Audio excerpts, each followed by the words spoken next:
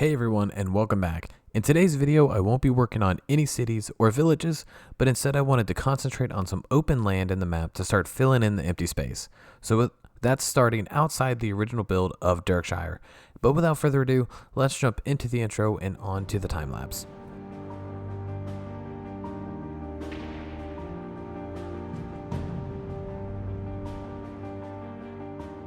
So with the idea of filling in the empty sections of the map, I really wanted to start where it all began. Looking over the Hamphrey Valley, it just seemed far too bleak and void of anything, so I really wanted to change that. Today's video adds multiple structures, some farmlands, and a really cool windmill for wheat processing and storage. This small farm area is located right outside of Durkshire, and it adds a nice layer of extra atmosphere to what was a very boring location. These farm owners are residents of Durkshire, and they do help out in providing food and additional storage for the village, but they have decided to remain outside of the village walls as they are staunchly against giving up their original properties. Both properties are nestled between the mountains and the river, allowing them fertile soil for crops and a funneled defense if they ever had to mount one. Honestly, this came out way more expansive than I originally planned, but I couldn't be more happier about it, and I hope you feel the same way by the end. So I'll pretty much wrap it up there, but of course, if you like this channel and content, please hit that subscribe button, hit the thumbs up, and comment below. Any interaction does help the channel, so if you want to support in a very quick and easy way, that's definitely the best way to go about it. But that's all I'm going to bug you about. Let's throw on some music, and I'll see you again for the walkthrough.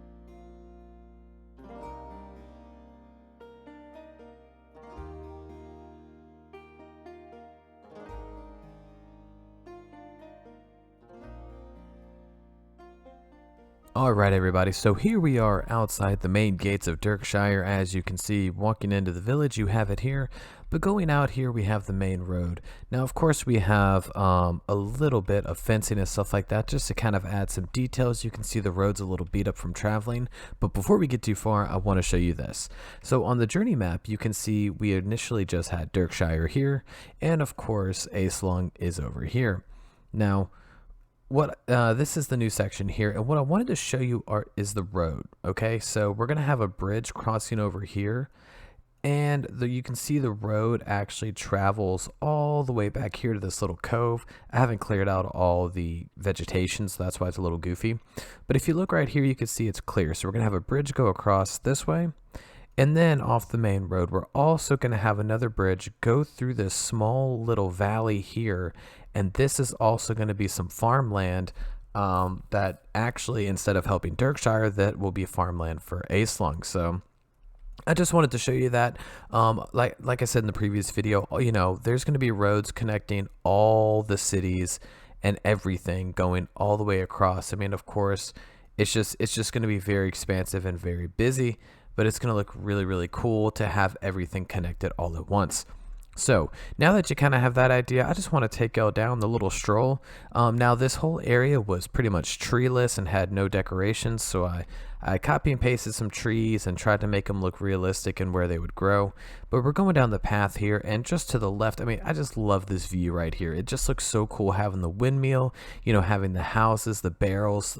This is another kind of like silo. I just think it came out really, really cool. So what we're going to do first off is we're going to take a right, and we're going to go into this initial silo here.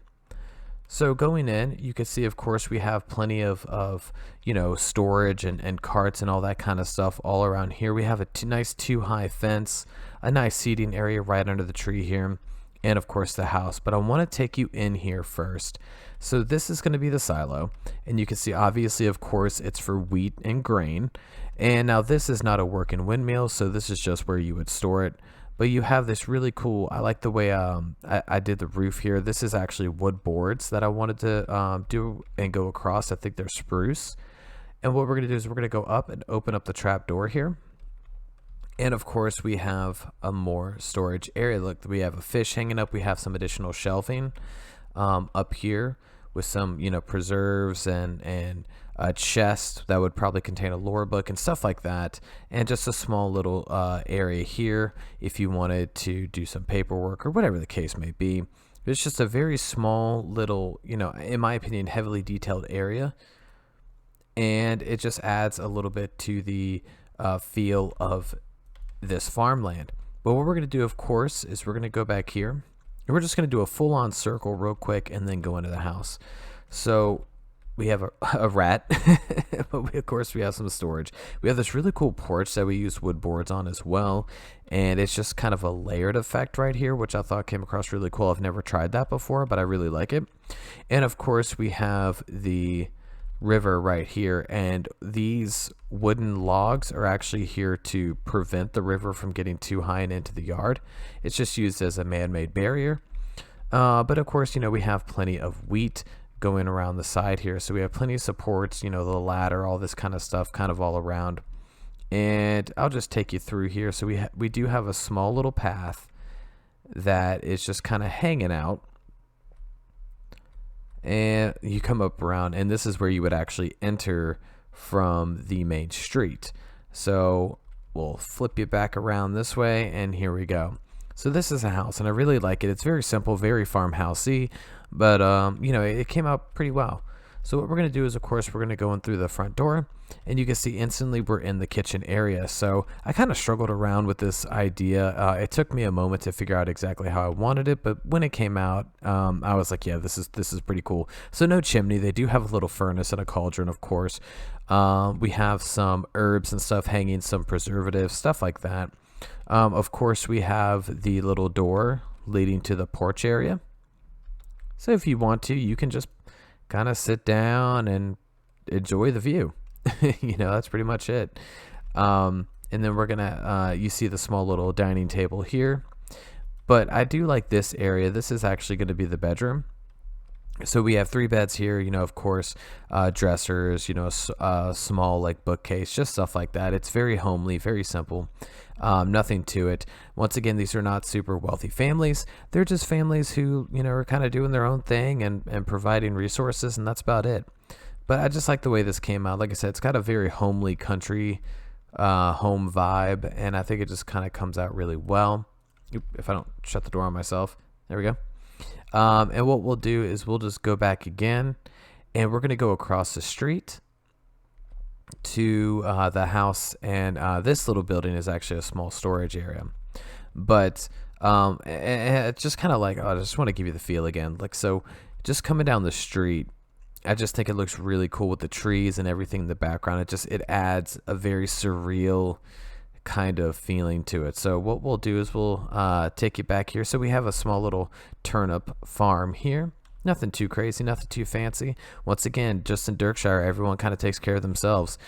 We have turnips here, and of course we have what is this? This is thyme. There you go.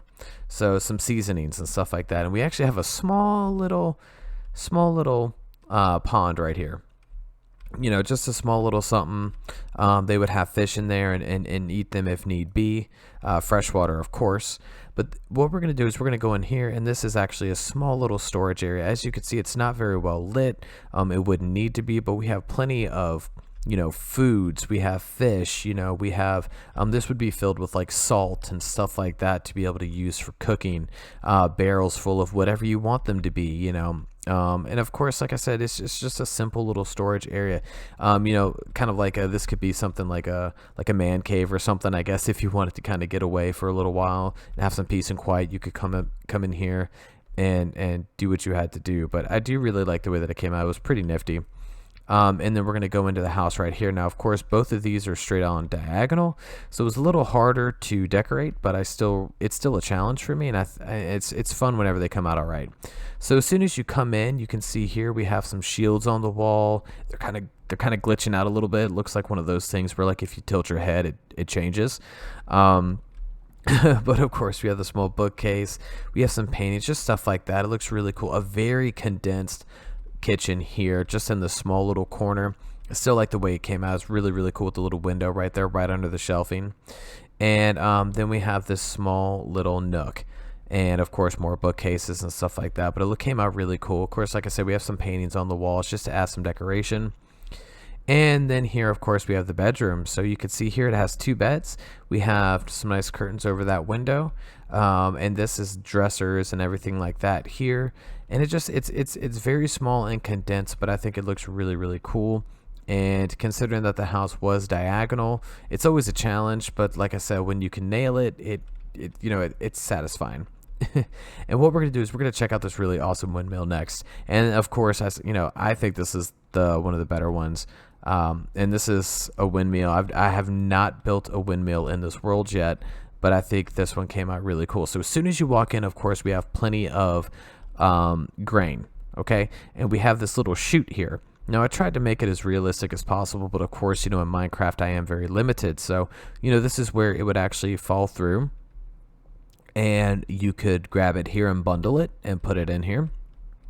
So what you would do is you would pick you would take your harvest and take the bags, and you would go up here to the second story, and you would kind of dump it in here. So as the wind turns, these barrels in theory would turn, which would make this little gear area move here, which in turn would make this kind of like spin that way, and it would chop it all up and grind it all up, in which case it would fall down the chute here.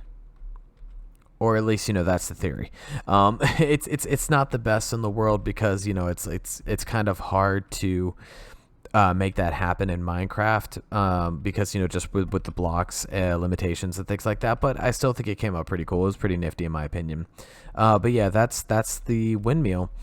And it is a copy and paste of this one, but I added some things. You know, we have the really cool, I really like the way the windmill came out. It looks really nifty. Of course, we have some storage area in the back here, some non-patio or some non-balcony balconies here.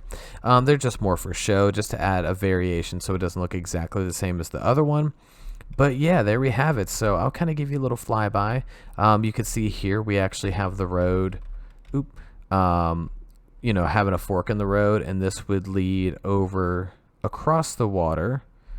You know, there we go. And then the other road actually leads up through here, and I'll just give you a quick little fly through, and it would go through these trees, through this small little valley, which is going to have like a guard tower or something like that set up, and it goes all the way out there into the farmlands. So yeah, it's pretty much what we're looking at, and I'll give you, like I said, this overview here, which I still think it just looks so cool.